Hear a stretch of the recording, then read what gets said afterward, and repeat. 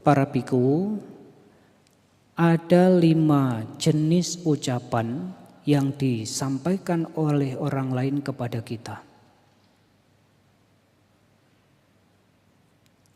Yang pertama adalah ucapan itu tepat waktu atau tidak tepat waktu.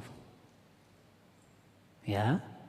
Yang kedua, ucapan itu benar atau tidak benar. Yang ketiga, ucapan itu bermanfaat atau tidak bermanfaat.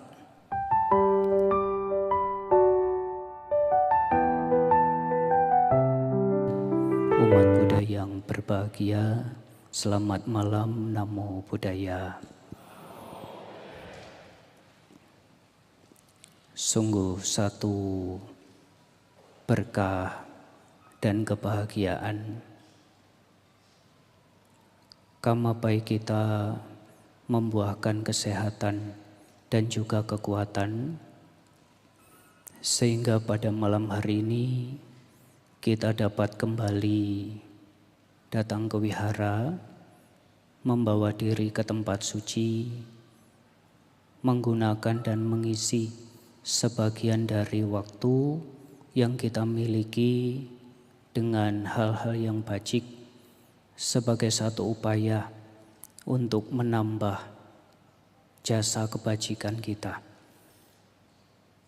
Terutama dalam rangka menyongsong Trisuci Waisak tahun 2026, Wihara Mahasampati menyelenggarakan SPD Sebulan Pendalaman Dhamma yang tahun ini telah 15 kali diselenggarakan. Tentu ini adalah satu kegiatan yang baik, memberikan kesempatan bagi para umat Buddha untuk menambah wawasan Dhamma. Anda datang ke wihara dengan penuh keyakinan ketika berada di tempat ini, Anda juga mengikuti puja bakti dengan khidmat, dengan kesungguhan, dengan rasa bakti, dengan rasa hormat, memuja Tiratana Buddha, Dhamma, dan Sangha, mengulang Pali Wacana yang adalah khotbah-khotbah Sang Buddha yang dimuat di dalam buku Parita atau di dalam Parita Suci. Semuanya ini tentu dilakukan atas dasar keyakinan, karena keyakinan itu adalah kekuatan penggerak. Keyakinan itu adalah kekuatan pendorong. Jadi apa yang membuat Anda menjadi ringan untuk melangkahkan kaki datang ke wihara, itu adalah karena keyakinan. Kalau Anda yakin, datang ke wihara dengan semangat. Tapi kalau Anda tidak yakin akan manfaat datang ke wihara, ya meskipun rumahnya jaraknya 100 meter, rasanya berat sekali. Tapi kalau Anda punya keyakinan, meskipun rumahnya jauh, jaraknya 30 km, rasanya ringan. Jadi kalau Anda sebagai umat Buddha menumbuh kembangkan keyakinan, fungsinya, tujuannya adalah supaya semangat dan antusiasme kita di dalam menjalankan Dhamma itu menjadi tumbuh dan berkembang di dalam batin. Bapak Ibu saudara sekalian, kegiatan sebulan pendalaman Dhamma ini tentu menjadi kesempatan bagi Bapak Ibu selain untuk menambah wawasan Dhamma, di saat yang sama Dhamma yang sudah Anda pahami, yang sudah diketahui ini coba diupayakan untuk dipraktikan. Kita sudah beruntung Bapak Ibu. Coba kita bayangkan ajaran Buddha sampai saat ini, setelah Sang Buddha wafat sudah berapa tahun? 2570 tahun. Kalau ditambah sejak Dhamma itu pertama kali dibabarkan, sehingga berapa? 45 tahun, lebih dari 2600 tahun. Kita beruntung karena sampai lebih dari 2600 tahun kita masih bisa mengenal Dhamma. Bukan hanya bisa mengenal, tetapi kita juga masih bisa mempelajarinya. Terutama di tempat ini, Bapak Ibu punya kesempatan hampir setiap hari, bahkan setiap hari selama 1 bulan penuh, Anda berkesempatan untuk belajar Dhamma yang disampaikan oleh para bante dengan topik yang berbeda-beda. Ya tentu ini akan menambah wawasan Dhamma kita. Kalaupun yang disampaikan itu bukan topik yang baru, artinya topik yang sudah sering Anda dengar, apa yang sudah Anda dengar itu menjadi lebih jelas. Ya. Kalau itu wawasan yang baru, ya kita menambah wawasan Dhamma. Ya. Selain kita bisa mengenal Dhamma, bisa mempelajari Dhamma, ada mereka yang lebih beruntung lagi, Bapak Ibu. Siapa Bante? Saya sudah beruntung loh Bante bisa mengenal Dhamma. Ada mereka yang lebih beruntung lagi, yaitu mereka yang bisa mempraktikkan Dhamma itu. Jadi apa yang sudah Anda kumpulkan setidaknya nanti selama 1 bulan, itu seperti Anda merangkai atau meronce. Kalau dulu mungkin waktu kecil kita pernah main kalung ya, membuat kalung mainan dari apa? Biji-bijian, dari apa gitu ya. Satu persatu dironce, satu persatu dirangkai begitu sehingga menjadi kalung yang utuh kemudian Anda pakai. Itulah meronce Dhamma. Satu persatu Dhamma yang sudah Anda pahami, yang sudah didapatkan, itu kemudian coba dikumpulkan. Dan setelah dikumpulkan ya jangan hanya dikumpulkan di tempat ini, apalagi cuman sudah dapat cap, nanti keluar ruangan sudah dapat cap, lupa Dhammanya. Ya. Nah, beruntung bisa mengenal. Makanya ada yang lebih beruntung lagi kalau bisa mempraktikkan Dhamma itu. Kenapa Bante? Oleh karena di dalam Dhamma, Guru Agung kita sudah menyatakan, Dhammo hawe rakhati dhammacaring. Dhamma itu akan melindungi mereka yang mempraktikkannya.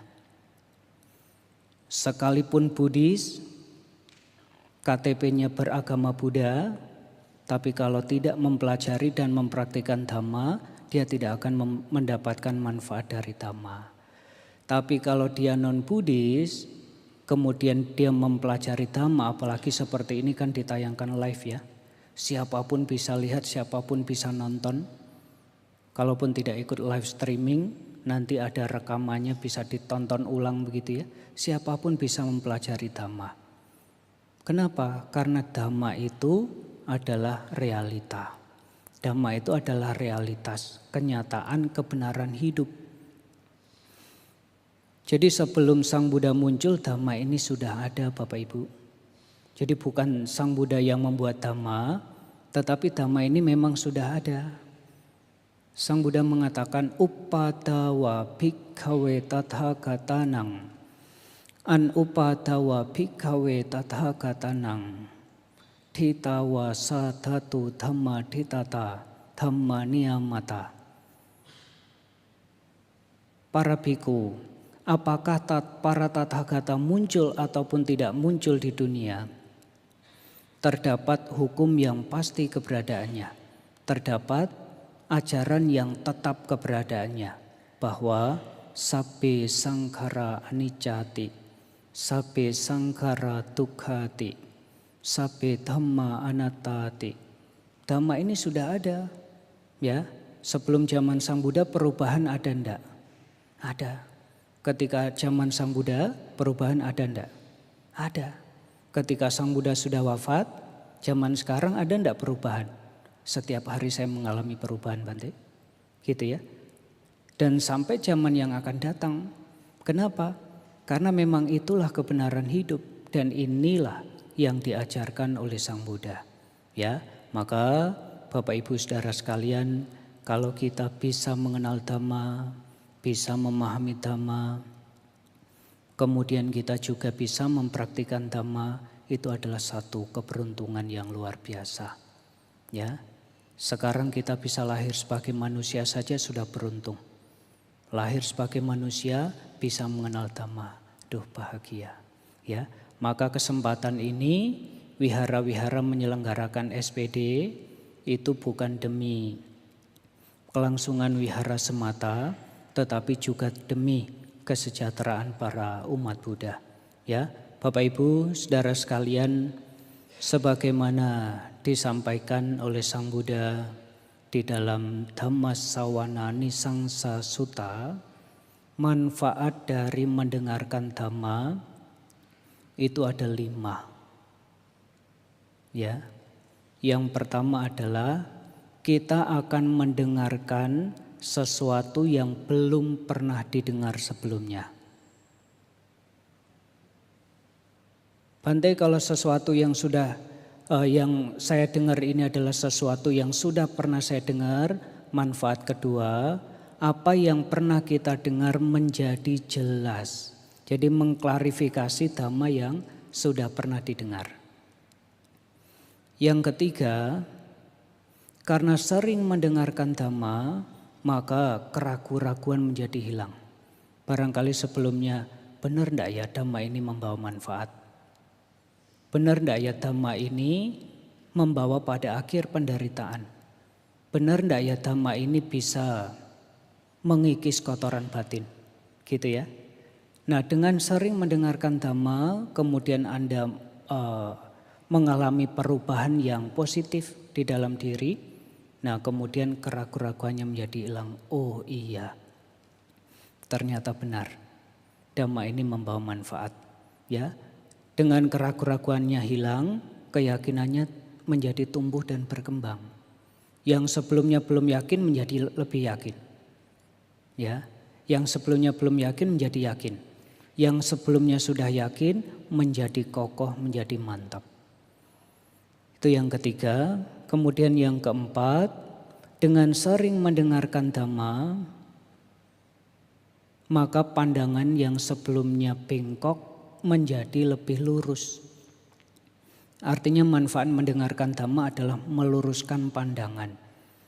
Kalau selama ini barangkali punya pandangan salah, menganggap yang berubah sebagai kekal, menganggap yang dukkha sebagai sukha, menganggap yang anatta sebagai atta, menganggap yang asubha menjadi subha. Itu pandangan salah. Dengan sering mendengarkan Dhamma, pandangannya menjadi lurus. Oh iya, ternyata segala sesuatu berubah. Oh iya, ternyata punya tubuh ini kalau dilihat dengan benar, dipahami dengan sungguh-sungguh, melihatnya dengan mata kebijaksanaan, ternyata punya tubuh ini juga dukkha. Gitu ya. Dan yang kelima, manfaat dari mendengarkan Dhamma adalah batinnya menjadi tenang. Kenapa?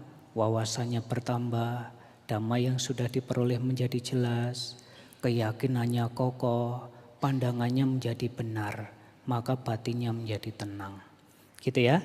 Nah, Bapak Ibu Saudara sekalian, sebagaimana yang telah Anda lihat di flyer atau poster yang telah dibagikan melalui media sosial Wihara Mahasampati, pada malam hari ini kita akan kembali belajar Dhamma ajaran Sang Buddha dengan topik perumpamaan gergaji.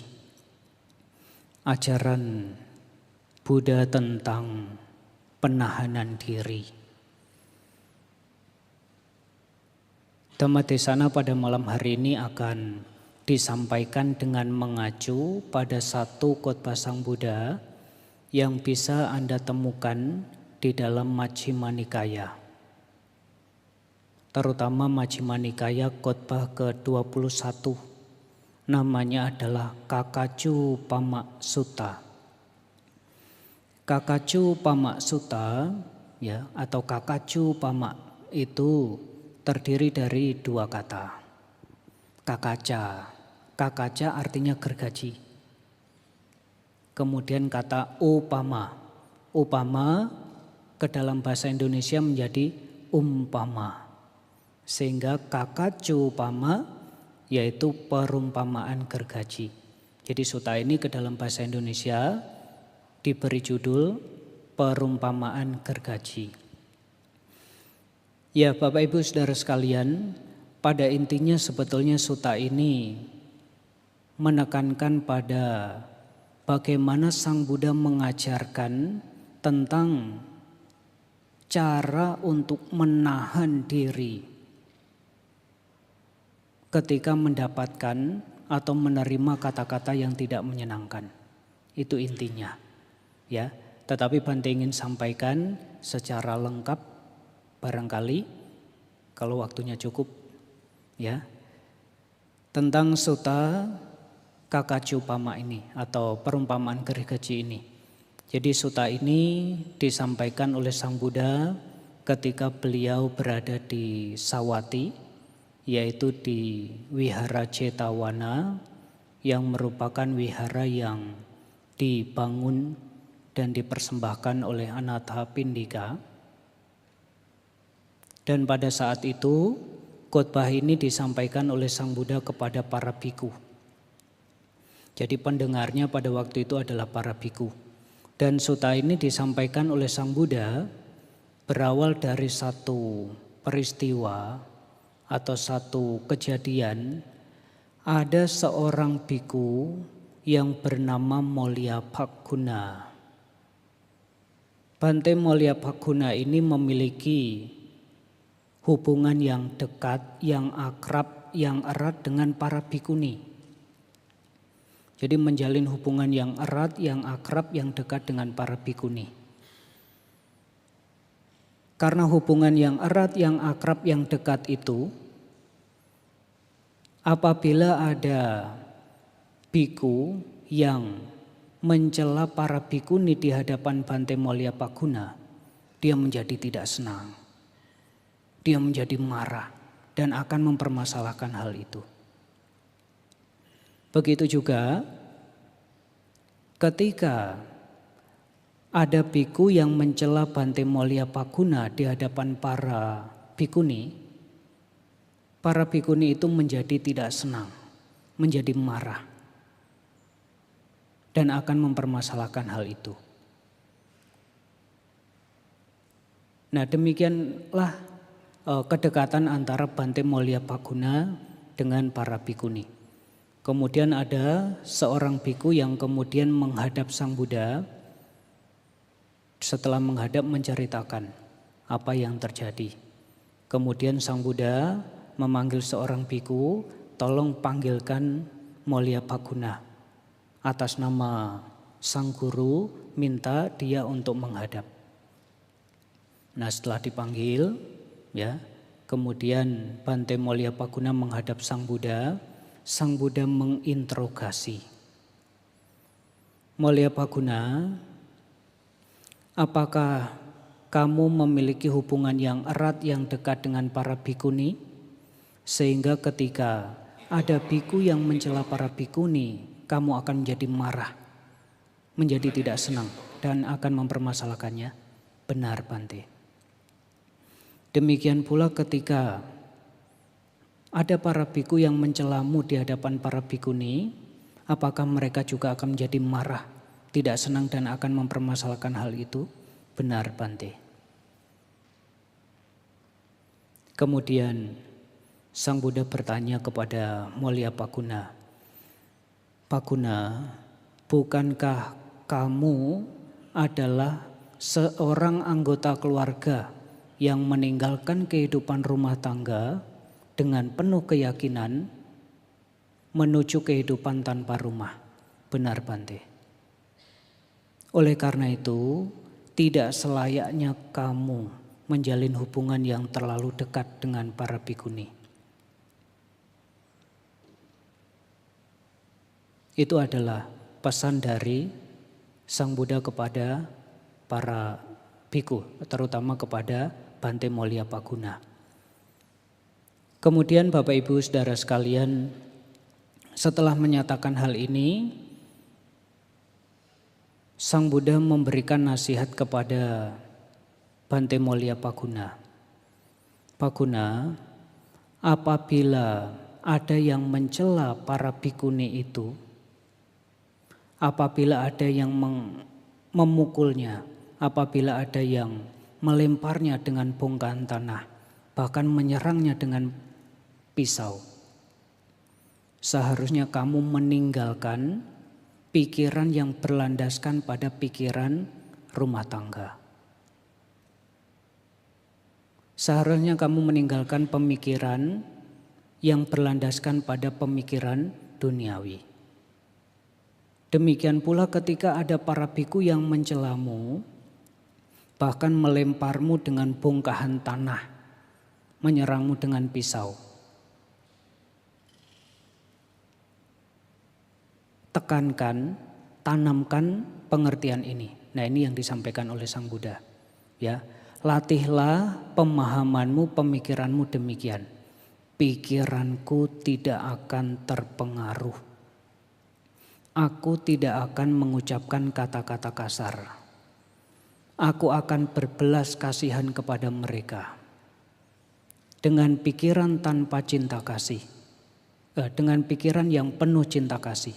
Tanpa kebencian. Itu ya. Jadi diingat pesan Sang Buddha kepada Bhante Molyapaguna adalah ketika ada yang mencela bahkan dirinya maupun para bhikkhuni, yang harus menjadi dasar pelatihan, yang harus menjadi pedoman di dalam pelatihan adalah cara berpikir. Pikiranku tidak akan terpengaruh.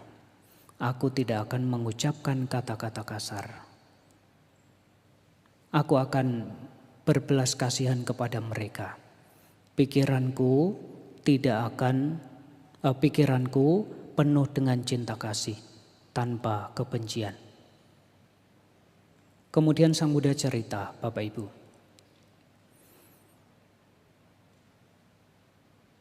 Kepada para bhikkhu. Para bhikkhu suatu ketika, atau Sang Buddha cerita masa lalu gitu ya. Pernah ada kejadian di mana para bhikkhu itu bisa memuaskan Sang Buddha. Ketika Sang Buddha waktu itu menyatakan, para bhikkhu, aku makan sekali dalam sehari. Dan karena itu maka aku mendapatkan kesehatan, batinku tenang, tanpa kegelisahan, aku dapat menjalankan hidup dengan damai. Oleh karena itu, ayo makan sekali dalam sehari. Dan Sang Buddha tidak perlu mengulangi secara terus-menerus instruksi itu. Sang Buddha hanya cukup membangkitkan perhatian mereka. Dengan cara apa? Ya, manfaat dari makan sekali sehari. Gitu ya, tubuhnya menjadi sehat, menjadi kuat, tanpa kegelisahan, dan menjalankan kehidupan dengan damai. Kemudian Sang Buddha menyatakan satu nasihat lagi. Oleh karena itu para bhikkhu, tinggalkan apa yang tidak bermanfaat dan tekunilah apa yang bermanfaat, karena itu yang akan membawa pada kemajuan, yang akan membawa pada peningkatan, pemenuhan terhadap dhamma dan vinaya. Ya, ini yang kedua. Jadi memang banyak nanti apa yang disampaikan oleh Sang Buddha yang barangkali perlu Anda simak baik-baik ya, kalau perlu dicatat ya, apalagi kalau ingatannya tidak kuat ya perlu dicatat. Kalau tidak, Bhante kan ada tayangan ulang di YouTube. Ya, kalau bisa dipahami sehingga pulang dari sini tidak mengandalkan tayangan YouTube ya. Nah, kemudian Bapak Ibu Saudara sekalian, untuk menjelaskan nasihat ini, tinggalkan apa yang tidak bermanfaat, tekunilah apa yang bermanfaat. Karena itu yang akan membawa pada kemajuan, peningkatan dan pemenuhan terhadap dhamma dan winaya. Sang Buddha memberikan perumpamaan dan akan banyak sekali perumpamaan yang disampaikan di sini, di dalam sutta ini. Perumpamaan yang pertama yang disampaikan untuk menggambarkan, menjelaskan nasihat yang barusan itu, yaitu dengan misalkan para biku, ada sebuah hutan besar yang ditumbuhi oleh pepohonan sala. Tetapi hutan itu juga ditumbuhi oleh rerumputan yang mengganggu. Kemudian ada orang baik yang datang. Dia menginginkan kebaikan dan kesejahteraan. Dia akan membersihkan hutan itu, rumput-rumputnya dicabut, kemudian pepohonan yang bengkok, yang mengganggu itu juga dicabut, dibersihkan.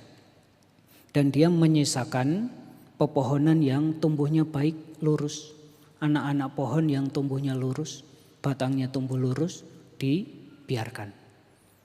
Karena itu maka hutan pepohonan sala itu akan tumbuh menjadi lebih baik. Akan mengarah pada kemajuan. Akan mengarah pada peningkatan. Itu ya. Kemudian Bapak Ibu Saudara sekalian, Sang Buddha menceritakan bahwa di masa lampau di Sawati itu ada seorang majikan dan pembantu. Majikannya bernama Ibu Wedehika dan pembantunya bernama Kali. Ibu Wedehika ini di kalangan tetangganya dikenal sebagai orang yang baik, orang yang lembut, orang yang cinta damai. Kemudian si Kali ini pembantu yang cerdas, yang gesit, yang mengerjakan segala sesuatu dengan rapi. Tetapi satu saat dia berpikir, apakah majikanku ini punya kemarahan atau enggak ya? Dia punya kemarahan atau enggak? Selama ini saya melihat meskipun dia tidak memperlihatkan kemarahan di dalam dirinya, apakah dia punya kemarahan atau tidak? Atau hanya karena pekerjaanku ini rapi, maka dia tidak menunjukkan kemarahan sekalipun sebetulnya ada kemarahan di dalam dirinya. Kemudian si Kali terpikirkan untuk menguji majikannya. Apa yang dilakukan Bante? Besoknya dia bangun siang dari biasanya. Ya, dia bangun lebih siang dari biasanya. Kemudian Ibu Wedehika tahu kalau si Kali bangun siang, dipanggil. Hei si Kali. Iya Bu. Ada apa Bu? Begitu ya. Kenapa kamu bangun siang hari ini? Tidak apa-apa Bu. Mendengar jawaban itu, ibunya menjadi tidak senang. Tidak apa-apa. Dasar perempuan nakal. Kamu bangun siang hari ini. Dan mendengar kata-kata itu, kemudian pembantunya berpikir. Kenyataannya adalah meskipun tidak menunjukkan, memperlihatkan kemarahan, sebetulnya ada kemarahan di dalam dirinya. Dan karena pekerjaanku rapi, dan karena aku disiplin, dia tidak menunjukkan kemarahan itu meskipun ada kemarahan di dalam dirinya. Akhirnya dia coba menguji lagi. Besoknya dia bangun lebih siang lagi. Mengetahui hal itu, kemudian Ibu Wedehika kembali memanggil Kali. Hei Kali, ya Bu, kenapa kamu bangun lebih siang lagi hari ini? Tidak apa-apa Bu. Tidak apa-apa, dasar wanita nakal. Kamu bangun lebih siang lagi hari ini. Nah, mendengar itu kemudian si Kali berpikir, kenyataannya dia punya kemarahan di dalam dirinya, ada kemarahan di dalam dirinya. Meskipun tidak terlihat, gitu ya. Dan tidak cukup dutiampi. Ternyata dia menguji lagi sampai tatiampi. Coba Anda di posisi itu gimana? Ya. Yang ketiga kalinya, besoknya dia bangun lebih siang lagi. Ibu WDIK memanggil, "Hei Kali, kenapa kamu bangun lebih siang hari ini?" "Tidak apa-apa, Bu." "Tidak apa-apa, dasar wanita nakal." Gitu ya. Dan sekarang bukan hanya kata-kata yang tidak senang, kata-kata tidak senang atau kata-kata yang kasar, dan bukan hanya wajahnya yang cemberut, dia ambil penggilingan, cobek ya. Dia ambil cobek, dia pukul kepalanya si Kali sampai terluka, kemudian berdarah. Dengan kepala yang terluka dan berdarah, kemudian dia keluar rumah, dia cerita kepada tetangga-tetangga itu. "Hei nyonya, inilah nyonya yang baik. Inilah nyonya yang lembut. Inilah nyonya yang cinta damai. Bagaimana mungkin hanya karena pembantunya terlambat bangun, dia memukul, dia melukai, dia menyakiti pembantunya."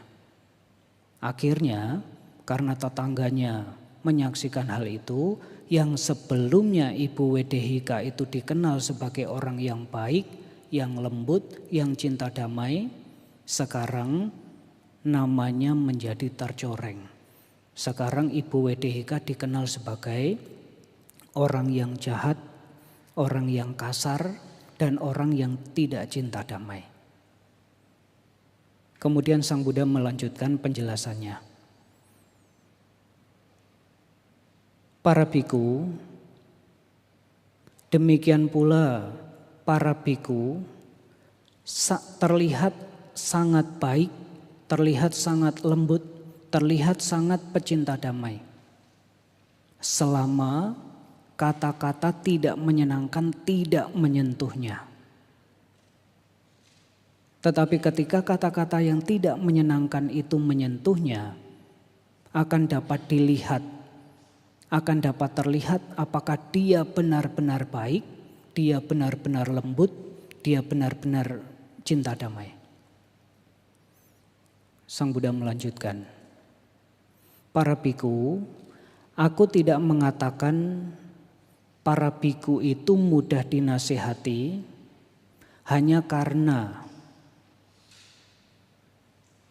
dia lembut, dia baik, dia pecinta damai, karena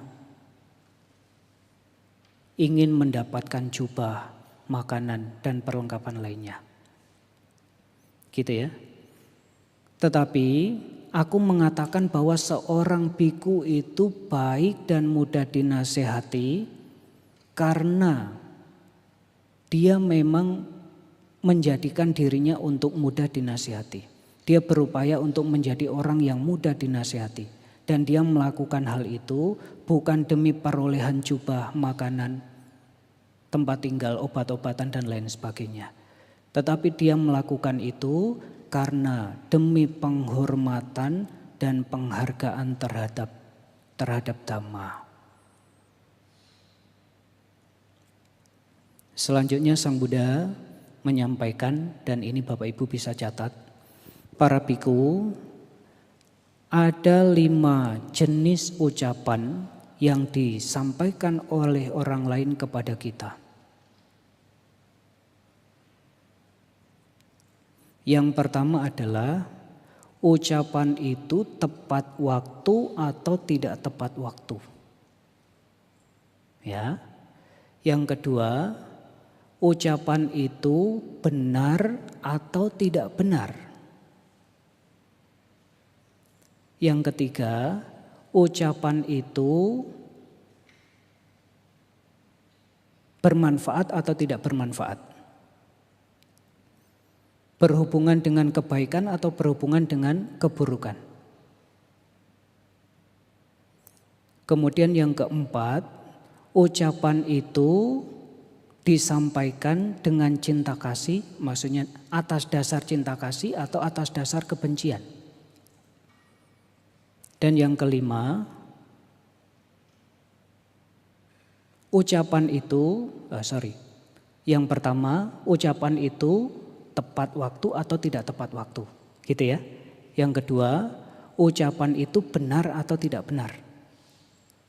Yang ketiga, ucapan itu kasar atau halus.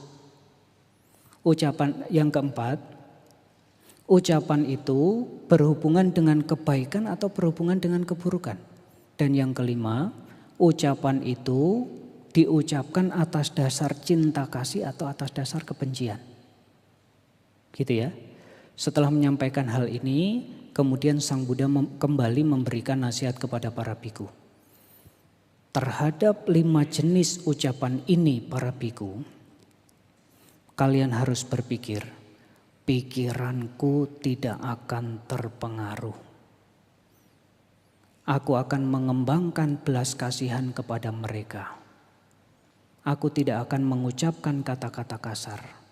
Dan batinku, pikiranku penuh dengan kebencian, penuh dengan cinta kasih dan tanpa kebencian. Sang Buddha melanjutkan. Misalkan para biku, ya dengan perumpamaan lagi ya, banyak perumpamaan, ada beberapa perumpamaan yang disampaikan. Misalkan para biku, seseorang datang membawa cangkul dan keranjang.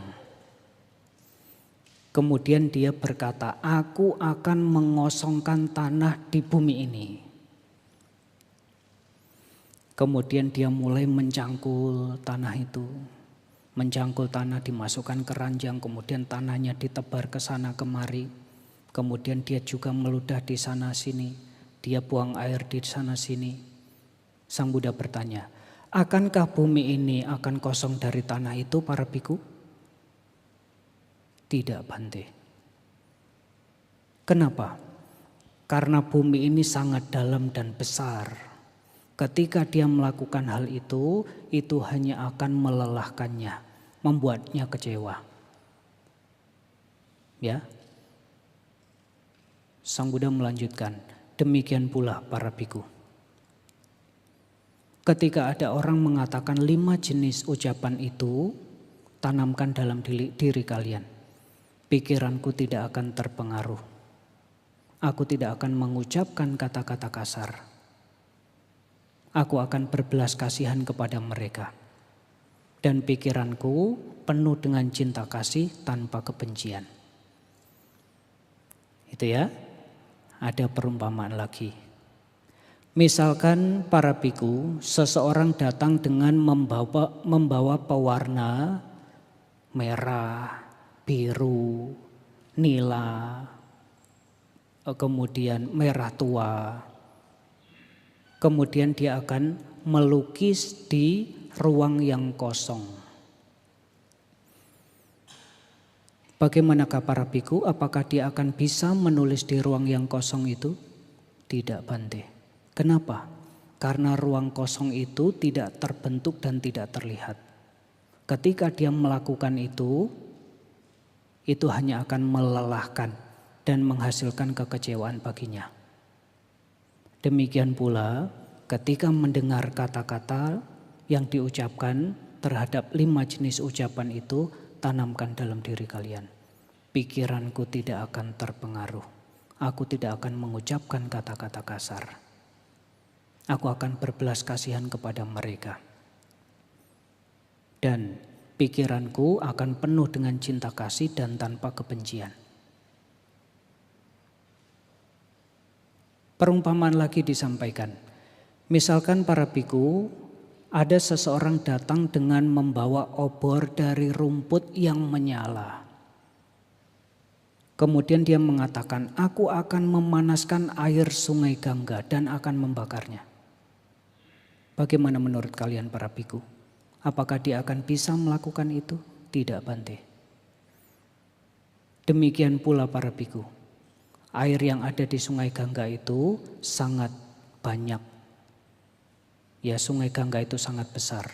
Ketika dia melakukan itu adalah upaya yang sia-sia yang hanya membuat dia menjadi lelah dan kecewa.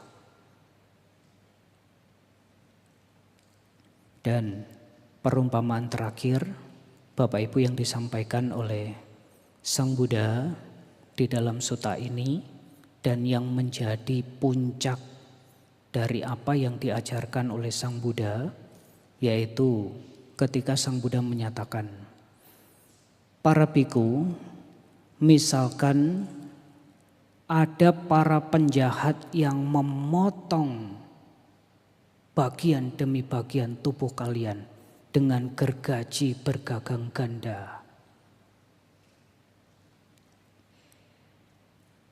Ketika ada kebencian di dalam dirimu, maka kamu tidak menjalankan ajaranku.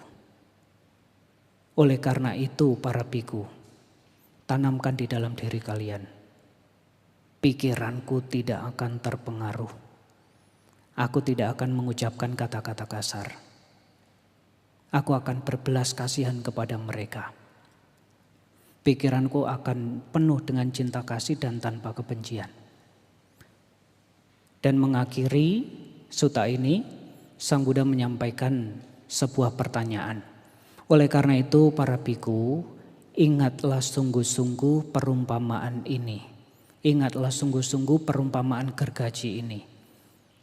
Apabila kalian mengingat dengan sungguh-sungguh perumpamaan gergaji ini, apakah ada ucapan, kata kasar atau halus yang tidak akan kalian terima?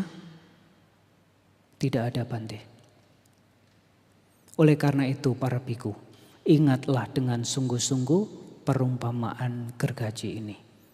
Ketika kalian mengingat dengan sungguh-sungguh, ini akan membawa pada kemajuan, kesejahteraan dan kebahagiaan bagi kalian untuk waktu yang lama. Dan setelah mendengar nasihat itu, kemudian para biku berpuas hati, para biku bergembira atas apa yang disampaikan oleh Sang Buddha. Ya, jadi itu Bapak Ibu saudara sekalian, secara keseluruhan nanti Anda bisa lihat kembali ya suttanya. Namanya apa? Ya, belum keluar ruangan sudah lupa. Namanya Kakacu Pama Sutta. Kalau Anda biasanya baca yang bahasa Indonesia, nanti coba cari Majjhima Nikaya 21, perumpamaan gergaji, gitu ya. Jadi Bapak Ibu saudara sekalian, pada intinya yang ingin Sang Buddha ajarkan melalui sutta ini adalah bagaimana para siswa beliau itu tetap bisa menjaga pikirannya. Karena apa yang diucapkan, apa yang dilakukan, semuanya itu bersumber dari pikiran. Dan yang paling penting bukan apa yang diucapkan oleh orang lain. Kan kita biasanya begitu ya, Bante dia menghinaku. Jadi fokusnya, orientasinya kepada siapa? Kenapa kamu sedih? Dia sudah mencelaku, Bante. Gitu ya. Jadi kita selalu mencari kambing hitam. Kenapa Anda sedih? Dia menghinaku. Dia mencelaku. Kan begitu ya. Nah, yang ingin Sang Buddha ajarkan melalui sutta ini adalah bukan yang di luar gak bisa diatur. Yang di luar gak bisa kita kendalikan, kamu gak boleh mengucapkan kata buruk kepada saya. Kamu gak boleh mencela saya. Gak bisa. Anda siapa? Sang Buddha saja yang orang kita tahu bahwa beliau adalah yang maha suci dan maha sempurna, masih dicela kok. Masih difitnah kok. Apalagi kita. Gitu ya. Jadi Bapak Ibu saudara sekalian, sehubungan dengan sutta ini yang ingin Sang Buddha tekankan adalah ketika ada orang berkata demikian A, B, C dan lain sebagainya, fokus pada diri sendiri. Yaitu pada respon kita, bagaimana kita merespon mereka. Gitu ya. Kalau kita memiliki batin yang jernih, batin yang bersih, batin yang tahan. Masalahnya kita selama ini nggak tahan. Baru mendengar kata begitu, sumbunya pendek. Jadi seperti mercon baru disulut langsung meledak.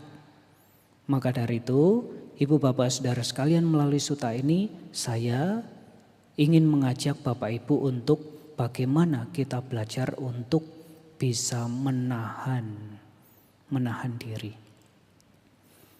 Ya, Anda ingat ketahanan, penahanan diri ini sinonim dengan kesabaran. Ya, jadi kalau kita bicara tentang kesabaran, ya kita ingat ajaran Sang Buddha yang kita sering dengar ketika hari Maga Puja begitu ya. Khanti paramang tapo titika.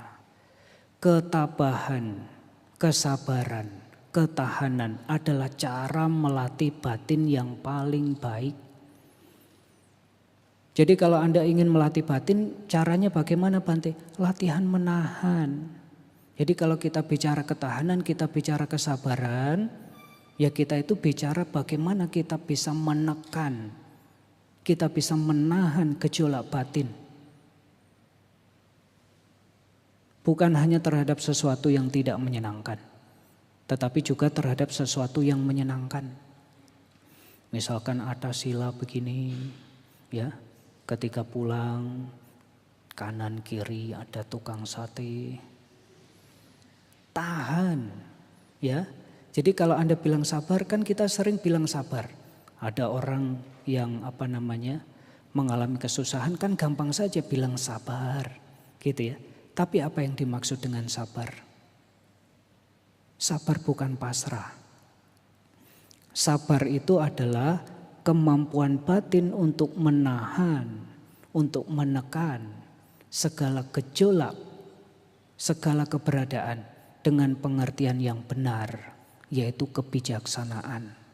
Yang tujuannya apa? Untuk melatih batin menuju kemajuan. Jadi bukan pasrah. Ya. Jadi kalau Anda diajak untuk latihan sabar, sebetulnya kita sedang diajak untuk menjadi pribadi yang kuat, pribadi yang tangguh. Orang yang sabar itu adalah orang yang tahan. Orang yang sabar itu adalah orang yang kuat. Orang yang kuat, orang yang tahan adalah orang yang tangguh.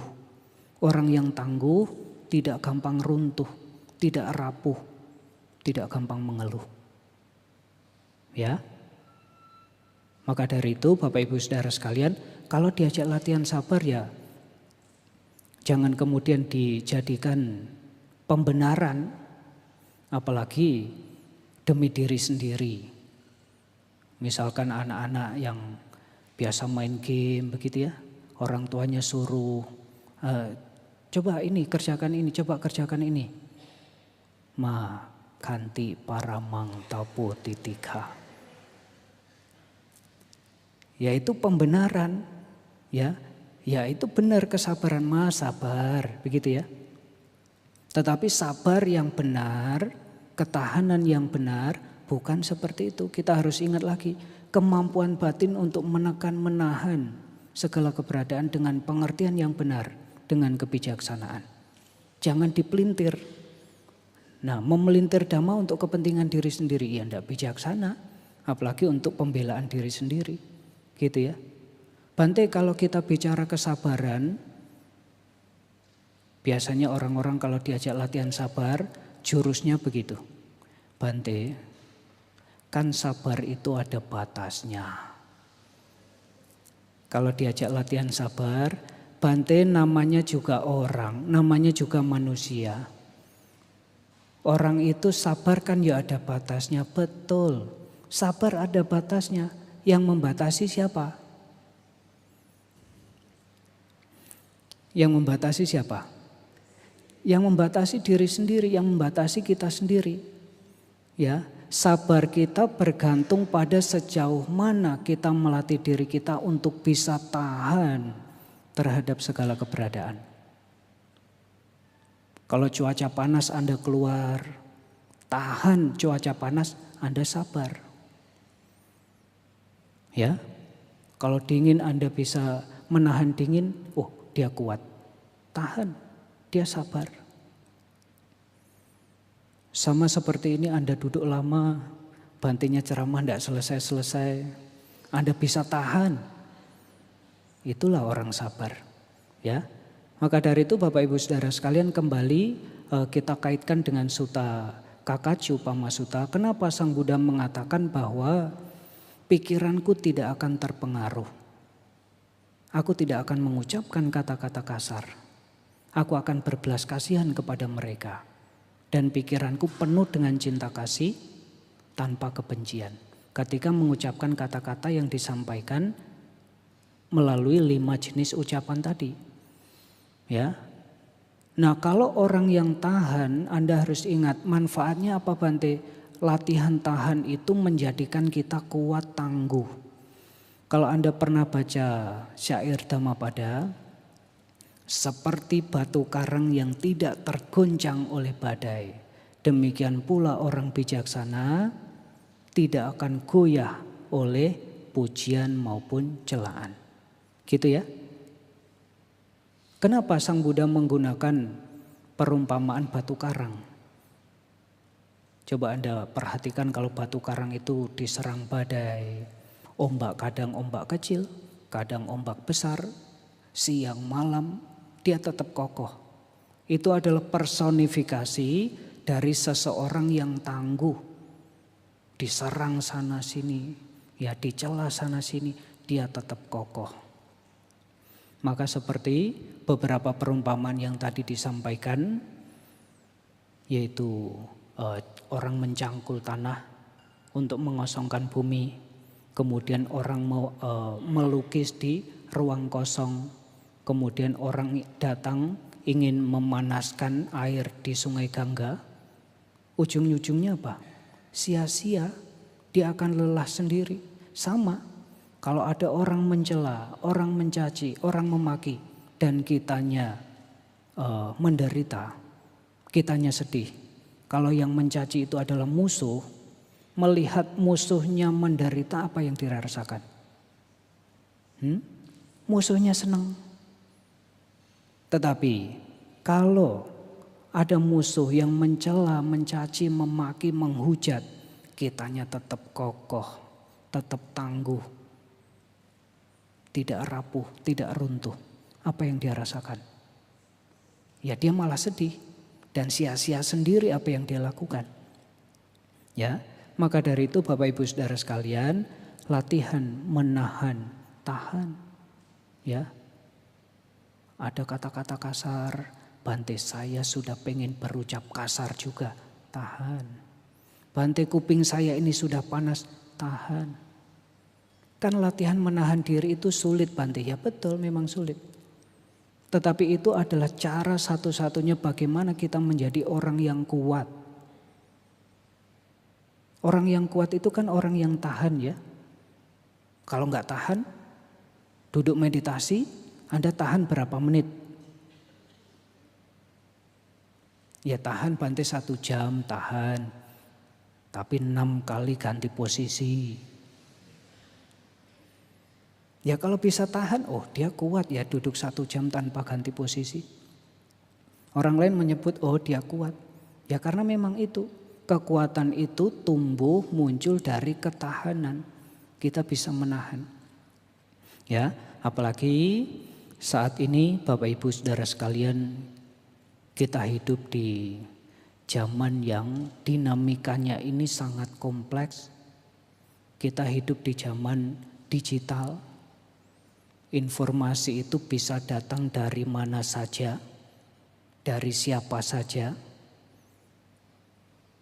Kalau 10, 20, 30 tahun yang lalu, informasi itu kita dapatkan ya dari TV, dari koran apa begitu ya. Belum ada medsos. Belum ada medsos. Dan yang bisa membuat berita itu hanya jurnalis-jurnalis yang tergabung dalam keanggotaan pers. Yang sudah punya kartu anggota. Zaman sekarang Semua orang bisa jadi jurnalis. Semua orang bisa nulis. Kejadian di jalan, dia foto. Kejadiannya apa, narasinya apa. Sudah jadi berita. Ya maka dari itu kembali pada Sutta tadi, orang menyampaikan sesuatu kepada kita, kita harus analisis. Apakah tepat waktu atau enggak? Anda menyampaikan kepada anak-anak, mendidik anak-anak, memarahi anak-anak. Gitu ya. Tepat waktu enggak? Nanti ketika anaknya tantrum, dimarahi enggak diem juga. Nanti anaknya tantrum ya udah biarin aja dulu. Tapi kadang-kadang orang tua sekarang, kalau anaknya tantrum, anaknya ini dikasih HP. Ya biar diem Bante. Nah, nanti jadi ketergantungan. Ya sudah biarkan dia tantrum dulu, nanti kalau sudah tenang baru dikasih tahu. Jadi kita harus tahu, oh negur orang ya ini waktunya tepat enggak. Ketika rapat, beda pendapat, ditegur, di apa begitu ya. Nah kalau mau negur orang, coba waktunya tepat enggak. Ya kemudian benar atau salah. Kemudian dengan cara kasar atau halus. Kemudian tujuannya baik atau buruk. Dan ucapan itu disertai dengan dilandasi cinta kasih atau kebencian. Gitu ya. Kalau jawabannya yang buruk semua berarti tahan dulu. Tahan dulu. Ya. Tahan dulu. Kalau mau menyampaikan ya coba nanti dulu. Barangkali apa yang ingin Anda ucapkan atau yang ingin disampaikan oleh orang lain itu benar. Ya, tetapi kalau diucapkan dengan kasar itu juga bisa memicu konflik. Barangkali informasi yang kita baca itu tujuannya baik. Ya, tetapi karena diucapkan secara kasar dan tidak tepat waktu, ya itu bisa jadi seolah-olah ini empatik, seolah-olah ini patriotik. Tapi kalau dicermati sungguh-sungguh itu adalah provokatif, hati-hati. Sebagai umat Buddha kita telah diajarkan tahan. Kadang-kadang jempolnya ini juga nggak tahan. Hasrat ingin sharingnya lebih kuat daripada saring dulu. Ya, baru dapat berita apa informasi sharing. Baru dapat berita sharing. Ya, saring dulu sebelum sharing. Ya, tahan. Nah, ini yang sulit itu kadang menahan diri, ini menahan jempolnya itu, ya. Maka dari itu, Bapak Ibu, Saudara sekalian, di dalam kehidupan sehari-hari, kotoran batin kita itu bisa muncul dari manapun. Kita punya 6 indria. Dari melihat bisa timbul nafsu. Dari melihat bisa timbul kebencian. Ketika makan makanan banyak begitu ya. Nah misalkan di lantai 1 ketika jam makan siang, makan pagi, makanan banyak. Kalau tidak bisa mengendalikan indrianya, apalagi batinnya suka tidak tahan. Ketika melihat makanan yang banyak, alih-alih merenungkan padisangka yoniso. Saya setelah merenung dengan seksama, menyantap makanan, sesungguhnya bukan untuk bermain. Bukan untuk bermabukan, bukan untuk berdandan, bukan untuk berhias. Sekadar demi keberadaan dan kelangsungan tubuh ini. Untuk menghindari gangguan, demi menunjang pelaksanaan hidup luhur. Dengan berpikiran, aku akan menghilangkan perasaan sakit yang lampau. Dan akan tidak menyebabkan timbulnya perasaan sakit yang baru. Dengan demikian, kelangsungan hidup, ketidaktercelaan, dan kehidupan nyaman akan dapat diperoleh. Ya, melihat makanan, apalagi makanannya banyak pilihan begitu ya, renungkan. Ya, jadi praktek dhamma bukan hanya di dhammasala ini, Bapak Ibu, ya, tetapi di setiap lantai, bukan hanya di wihara, di rumah juga, ya. Ketika makan itu jadikan sebagai momen untuk berlatih dan mempraktikkan dhamma. Sebelum makan, ya, renungkan itu. Bukan sebelum makan lihat makanan yang banyak, kalau batinnya tidak ada ketahanan, tidak menahan diri, yang dipikir itu ini mana makanan yang enak. Milih-milih dulu. Ya. Dari melihat nafsu bisa muncul. Dari melihat kebencian bisa muncul. Dari mendengar kebencian bisa muncul, nafsu juga bisa muncul. Dari mencium, nafsu bisa muncul, kebencian juga bisa muncul. Dari mengecap makan, nafsu bisa muncul, kebencian juga bisa muncul. Dari menyentuh, dari berpikir, kebencian bisa muncul, nafsu bisa muncul.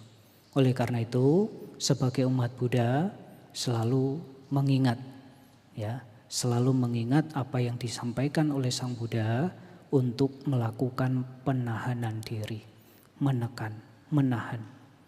Gejolak, ingin bante, tahan. Tidak ingin bante, menolak, tahan. Jadi bukan hanya yang tidak menyenangkan saja yang ditahan. Nafsu untuk ingin terus, untuk ingin lagi, tahan. Sudah punya satu, ingin dua, tahan. Gitu ya. Maka Bapak Ibu Saudara sekalian, kalau Anda memiliki batin yang bisa menahan, Anda akan menjadi kuat. Kalau ada orang lain yang menghina, mencela, kita tidak apa-apa. Saya tetap damai. Kenapa? Pikiranku tidak akan terpengaruh. Maka ketika memiliki batin yang seperti ini, itu juga menjadi buah dari Anda melaksanakan Manggala Sutta. Kualitas dari batin seseorang yang menjalankan Manggala Sutta yang sering Anda baca itu, ada berapa berkah di dalam Manggala Sutta? 38. Ya, kalau Anda bisa jalankan itu, kualitas batin dari seseorang yang menjalankan Manggala Sutta, Anda bisa temukan di bait kedua atau ketiga terakhir di dalam Manggala Sutta. Buddhasa loka dhammehi cittang yasana kampati asokang wirajang kemang etam manggala mutamang. Begitu ya. Buddhasa loka dhammehi, meskipun disinggung oleh hal-hal duniawi.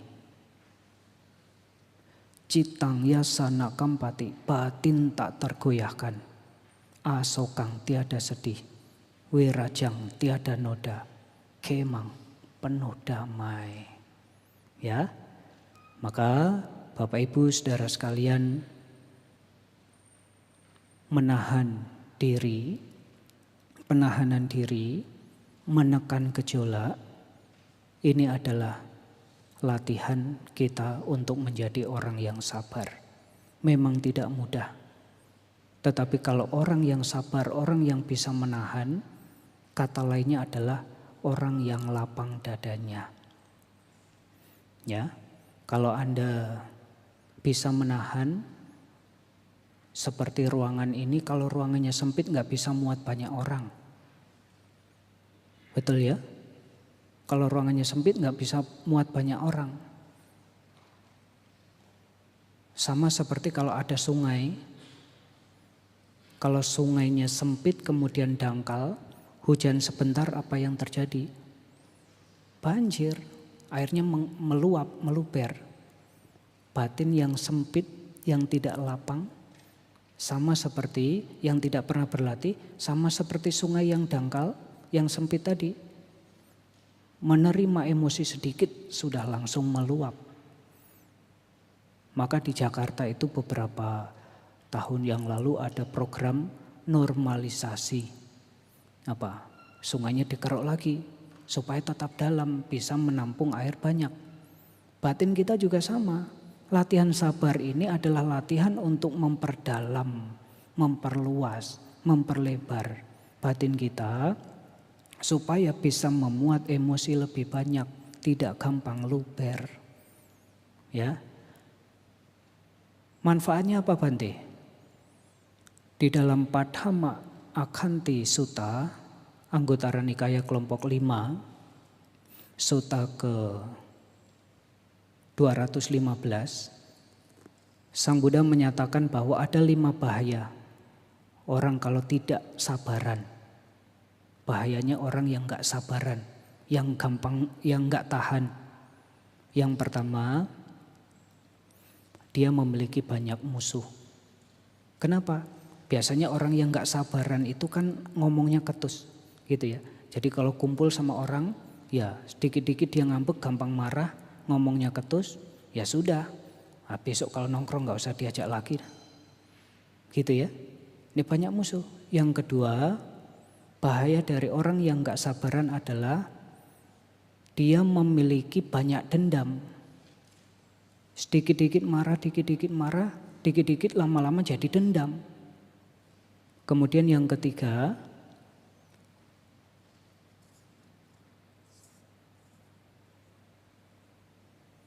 dia memiliki banyak kesalahan. Ceroboh. Kenapa nggak bisa nahan diri? Mendapat satu informasi sedikit, mendapat stimulus sedikit, dia sudah langsung respon. Ya memang otak kita. Nah di sini ada Bu Dokter, saya nanti tolong dikoreksi kalau keliru ya. Nah otak kita ini kan ada yang namanya apa? Amigdala dan prefrontal cortex, gitu ya. Kalau amigdala itu kan memang untuk apa? Menerima atau mengolah informasi, mengolah sesuatu yang tidak menyenangkan. Untuk penahanan apa namanya? Mode bertahan. Begitu ya. Sehingga dia lebih cepat ini responnya. Sementara prefrontal cortex itu untuk menimbang, untuk mempertimbangkan satu respon. Jadi memang lebih lama. Ya. Maka dari itu Bapak Ibu Saudara sekalian, kita berlatih sabar itu untuk melatih otak kita supaya terbiasa. Memang sulit, tapi Bante sudah pernah sampaikan, Allah bisa karena biasa. Sesuatu barangkali tidak sulit, tetapi karena kita belum terbiasa saja. Ya. Jadi yang ketiga, bahaya dari orang yang tidak sabaran adalah dia gampang salah. Terlalu cepat mengambil keputusan. Kalau terlalu cepat mengambil keputusan, apalagi ketika pikiran ini tidak jernih, tidak penuh pertimbangan, kira-kira keputusan yang diambil cenderung menguntungkan atau tidak menguntungkan. Tidak menguntungkan. Ya. Dan yang keempat, dia meninggal dengan batin yang dipenuhi kebingungan. Artinya batinnya gelisah. Kenapa? Karena dia tidak terbiasa untuk menahan, emosinya menumpuk, ya, sehingga dia meninggal dengan gelisah. Dan kalau meninggal dengan gelisah, kira-kira Anda bisa pastikan orang ini meninggal dan bertumbuh lahir di alam baik atau buruk, alam yang buruk, alam menderita. Itu bahayanya. Sekarang manfaatnya dari kita melatih ketahanan, melatih penahanan diri, melatih kesabaran adalah yang pertama. Kalau bahaya yang pertama itu banyak musuh, manfaatnya dia tidak memiliki musuh. Kenapa? Oh dia sabar loh orangnya. Bahkan banyak orang yang suka bergaul dengan orang yang sabar. Yang kedua, manfaatnya adalah dia tidak menyimpan dendam. Gitu ya. Karena tidak ada sifat permusuhan, batinnya damai. Batinnya tenang, penuh kegembiraan, kebahagiaan. Dan yang ketiga, dia tidak memiliki banyak kesalahan, tidak ceroboh. Kenapa? Mengambil keputusan, tahan dulu. Tahan, ya, tahan dulu. Jangan langsung ambil keputusan, apalagi pada saat marah. Bisa jadi yang diambil, keputusan yang diambil nanti akan membuat kita menjadi menyesal. Gitu ya. Dan yang keempat, dia meninggal dengan tanpa kebingungan, batinnya tidak gelisah. Dan karena batinnya tidak gelisah ketika dia meninggal, bisa dipastikan dia tumimbal lahir di alam yang bahagia, alam menyenangkan. Ya, oleh karena itu Bapak Ibu Saudara sekalian, Pada malam hari ini kita belajar tentang penahanan diri sebagaimana yang diajarkan oleh Sang Buddha di dalam Kakacu Upamasuta atau perumpamaan gergaji, yang pada intinya adalah kita diajarkan untuk bisa menekan, kita bisa menahan, kita bisa menjadi tuan bagi diri kita sendiri untuk mengendalikan emosi kita, bukan menjadi budak yang dikendalikan oleh emosi kita. Dan pada akhirnya latihan ini mengarah pada terbentuknya pribadi yang kuat, yang tangguh, yang tidak gampang runtuh, yang tidak gampang mengeluh. Demikian yang dapat Bante sampaikan pada malam hari ini. Semoga dapat dimengerti, semoga dapat dipahami, juga dapat diterapkan, diaplikasikan dalam kehidupan sehari-hari, sehingga kita semakin maju di dalam Dhamma, dan semoga semua satwa berbahagia. Terima kasih, selamat malam, Namo Buddhaya.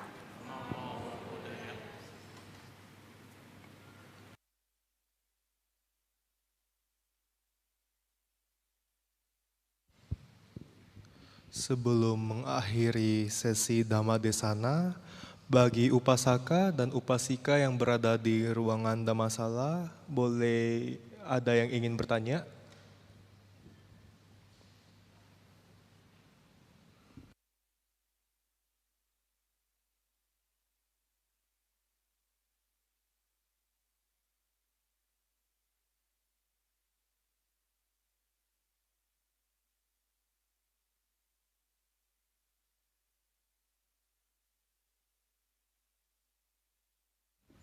Baik, jika tidak ada, Bante, berikut ada pertanyaan dari YouTube. Apakah nasihat yang disampaikan agak keras, namun menyadarkan pendengarnya termasuk ucapan baik atau tidak baik? Anumodana, Bante. Apakah nasihat yang disampaikan agak keras, namun menyadarkan pendengarnya termasuk ucapan baik atau tidak baik? Anumodana, Bante. Ya, apakah nasihat yang disampaikan dengan keras itu adalah ucapan yang baik atau yang tidak baik, gitu ya. Jadi kriterianya dari beberapa jenis ucapan yang disampaikan di dalam Kakacu Upamasuta tadi bukan satu indikator, ya, tapi ada 5 indikator. Diucapkan dengan keras, tepat waktu enggak, atau enggak tepat waktu, atau ketika di di tempat umum, di keramaian, ya mungkin maksudnya baik. Ya, barangkali yang nomor 5, disertai dengan cinta kasih, dilandasi dengan cinta kasih, gitu ya. Atau dilandasi dengan kebencian, dia menyampaikan dengan keras. Dia memberikan nasihat dengan keras. Tapi kalau nasihat biasanya disampaikan ya itu berdasarkan cinta kasih. Seperti orang tua menegur anaknya, kadang ya tidak dengan cara yang lembut, tetapi juga dengan cara yang keras, begitu ya. Tetapi tujuannya apa? Dasarnya apa? Orang tua ingin mendidik anaknya supaya menjadi lebih baik. Jadi kalau nasihat itu biasanya memang berhubungan dengan kebaikan, bukan berhubungan dengan keburukan. Kalau berhubungan dengan keburukan, kriterianya itu adalah ucapan itu menimbulkan konflik, ucapan itu memecah belah. Tetapi kalau ucapan yang berhubungan dengan kebaikan itu biasanya bersifat membangun, bersifat konstruktif, menginginkan pendengarnya itu menjadi lebih baik, ya. Tujuannya untuk mempersatukan, bukan memecah belah, ya. Jadi kalau nasihat disampaikan dengan keras, ya keras secara volume saya tidak tahu, tetapi harus mempertimbangkan aspek yang lain. Ya, sekalipun memberikan nasihat, sampaikan di waktu yang tepat. Sampaikan dengan cara ya mengarah pada kebenaran. Sampaikan itu dengan dasar cinta kasih. Sampaikan ya kalau bisa, meskipun keras secara volume mungkin, ya, tetapi dengan nada yang lembut. Begitu ya. Baik Bante, pertanyaan kedua. Nama budaya Bante, apakah manfaat sebenarnya yang kita dapatkan dengan menahan diri dan kerugian yang kita terima dengan tidak mampu menahan diri? Anumodana Bante. Ya, Bapak Ibu Saudara sekalian, apa manfaat dari kita menahan diri dan apa kerugian dari kita tidak bisa menahan diri? Ya, pada dasarnya selain sebagai makhluk individu, kita itu adalah makhluk sosial. Ya, makhluk individu artinya antara yang satu dengan yang lainnya ya berbeda manusia itu. Tetapi makhluk sosial artinya ya kita bersosialisasi, kita berkumpul, berinteraksi, berkomunikasi dengan banyak orang. Ya, jadi kerugian dari kita tidak bisa menahan diri adalah tadi sudah disampaikan. Ya, banyak permusuhan nanti karena kamu tidak sabaran. Dalam pergaulan, kalau kamu nggak sabaran, dikit-dikit ngambek, dikit-dikit marah, yang teman pun menjauh. Apalagi yang bukan teman, nggak mau mendekat, gitu ya.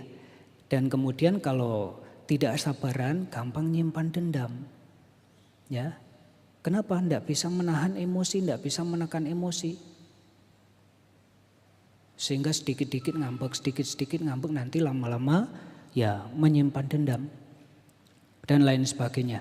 Itu manfaat di kehidupan ini dalam lingkup sosial, belum lagi kerugian ya, kerugian. Dan yang terakhir tadi berhubungan dengan kehidupan yang akan datang. Ya, jangankan di kehidupan yang akan datang, di kehidupan ini saja orang yang tidak sabar, tidak punya pengendalian diri. Kalau orang tidak punya pengendalian diri, nggak hati-hati, ya dia tidak waspada, dia lengah, dia ceroboh. Anda bisa bayangkan, kalau melakukan segala sesuatu dengan ceroboh, kira-kira banyak salahnya atau banyak betulnya. Anda punya karyawan, Anda punya ini, kalau dia bekerja secara ceroboh, kira-kira yang dilakukan itu banyak benarnya atau banyak salahnya. Ya banyak salahnya. Maka dari itu bisa menahan diri itu artinya kita dilatih untuk punya pengendalian. Berhati-hati, tahan, berpikir dengan pengendalian, berucap dengan pengendalian, ya bertindak dengan pengendalian. Banyak hubungan di dalam rumah tangga bisa hancur karena apa? Nggak bisa tahan diri, berucapnya nggak bisa tahan, ya. Jadi nggak ada remnya. Ya penahanan diri ini seperti rem. Lah kalau Anda punya mobil, akselerasinya bagus, cc-nya besar, ya, ada gasnya, tapi kalau nggak dilengkapi rem atau Anda ngegas saja lupa ngerem, ya bahaya, ya bahaya. Maka dari itu penahanan diri ini adalah rem. Sebelum saya bertindak, saya berpikir dulu, tahan, ya. Ketika ingin menegur seseorang, menyampaikan sesuatu kepada orang lain, tahan dulu ini waktunya tepat enggak. Ya, kadang-kadang orang ya itu nafsunya untuk ingin memberi informasi, memberitahu, menasehati dan lain sebagainya, tidak mempertimbangkan aspek yang pertama tadi, tepat waktu atau enggak. Ya, jadi itu kerugiannya. Manfaatnya apa? Manfaatnya ya itu tadi. Kalau kita punya penahanan diri, kita akan lebih hati-hati, kita akan lebih berpengendalian. Hubungan pertemanan bisa hancur, bisa renggang kalau kita tidak bisa menahan diri. Ya, hanya karena ucapan hubungan pertemanan bisa hancur. Meskipun sudah dijalin lama, hanya karena ucapan. Apalagi kalau dengan tindakan. Ya, dalam rumah tangga kan juga begitu ya. Kalau suami tidak bisa tahan, dikit-dikit main tangan, hubungan rumah tangga bisa hancur. Jadi manfaatnya apa? Ya sebetulnya banyak sekali. Tetapi yang Bante sampaikan barangkali ini sekian dari banyak sekali manfaat baik yang bisa kita dapatkan dari kita bisa menahan diri. Itu ya. Baik, pertanyaan terakhir Bante. Jika kita memiliki teman dekat, tapi ia sering bicara buruk tentang kita, bagaimana sikap yang tepat menurut Dhamma? Apakah sebaiknya tetap bersabar dan mempertahankan pertemanan, or mengambil jarak demi menjaga batin?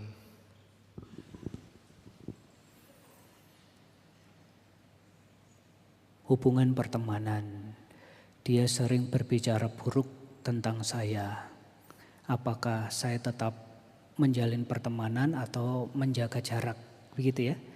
Ya, sebetulnya kalau ada orang yang berbicara buruk kepada kita, ada orang menyampaikan bahwa ya sudah jangan diabaikan saja begitu ya. Sebetulnya ya kita nggak bisa serta-merta mengabaikan. Kenapa? Barangkali yang disampaikan itu memang benar. Kalau kita tidak menerima kritik dari orang lain, artinya kita tutup mata, ya, yang melihat, yang menilai apa yang kita lakukan orang lain. Jadi jangan apatis terhadap apa yang disampaikan orang lain. Ya, beda dengan Kakak Cupamasuta tadi ya. Kita mendengar, kita menerima, tapi batinnya tidak terpengaruh. Ini jangan kemudian kita apatis, abai, tidak mau tahu, gitu ya. Barangkali apa yang dia sampaikan memang benar. Coba itu adalah kesempatan bagi kita untuk melihat ke dalam. Jangan-jangan yang dia sampaikan betul. Nah kalau kita apatis duluan, enggak, saya tetap baik saja. Artinya kita tutup mata terhadap kritik dari orang lain. Ya kita kadang-kadang kritik itu kan bersifat membangun ya. Kadang apa yang disampaikan itu begini, orang bicara dengan kita ada dua jenis orang. Orang yang suka atau tidak suka, sehingga dia itu bicara dua jenis, dua macam pembicaraan yang dia sampaikan, subjektif atau objektif. Kalau subjektif ya, dia berbicara kepada kita sesuai dengan apa yang menjadi penilaian dia, yang pada dasarnya kita baik, kita sudah berbuat baik. Di mata orang yang tidak suka, kita tetap buruk, tidak ada baiknya. Ya, kita sudah berbuat baik. Bante, saya sudah sering ke wihara, saya sudah sering dana makan, sudah sering baca parita, sudah bermeditasi. Kenapa orang itu menceritakan saya yang buruk saja? Lah kalau dia memang nggak suka, sebaik apapun kebaikannya nggak nampak. Ya. Seburuk apapun, sekecil apapun keburukannya nampak besar di mata dia.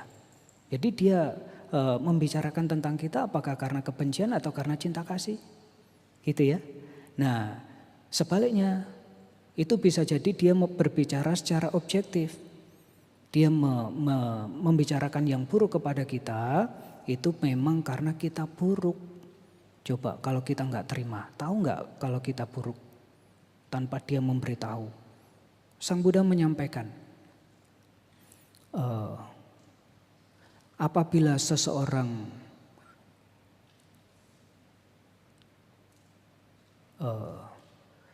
ini saya parafrase saja ya. Di dalam Dhammapada Sang Buddha mengatakan bahwa apabila ada seseorang yang menegurmu, menunjukkan kesalahan kepadamu, bergaulah dengan mereka. Orang yang menunjukkan kesalahanmu itu adalah orang yang baik. Ya, menunjukkan kesalahan tujuannya untuk apa? Supaya kita berbenah. Nah, kalau kita nggak ditunjukkan kesalahannya dan kita orangnya memang apatis, tahu nggak kita kesalahan kita? Kalau nggak tahu kesalahan kita, ada nggak upaya untuk memperbaiki diri? Ya enggak juga, gitu ya. Jadi kita harus mempertimbangkan apa yang disampaikan itu objektif atau subjektif, dan atas dasar cinta kasih atau atas dasar kebencian.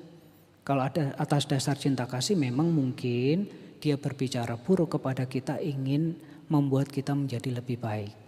Tapi kalau dia berbicara itu karena atas dasar kebencian, ya sudah, kita nggak bisa membuat mereka, mengendalikan mereka atau mengontrol mereka supaya berucap baik kepada kita, gitu ya. Jadi apakah kita harus menjauh atau kita tetap berteman? Ya lihat dulu, pahami dulu. Jangan tiba-tiba menjauh atau tiba-tiba memutus persahabatan begitu ya. Kita lihat dulu. Nah ini ajaran Sang Buddha. Kita nggak bisa langsung mengambil keputusan tanpa mempertimbangkan, menyelidiki, merenungkan dulu. Nah ini ajaran Sang Buddha. Pola pikir yang diajarkan oleh Sang Buddha itu Anda bisa lihat di dalam Cattari Arya Sacani, 4 kebenaran Arya. Ya, kita tahu masalah dulu, kemudian setelah tahu masalah cari sebabnya. Ya, kita cari sebabnya. Sebabnya apa?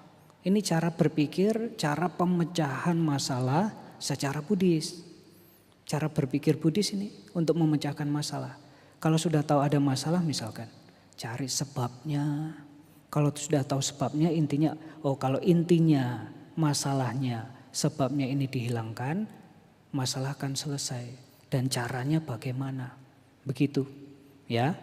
Jadi begitu, semoga bisa memberikan jawaban atau menjawab dari pertanyaan yang disampaikan.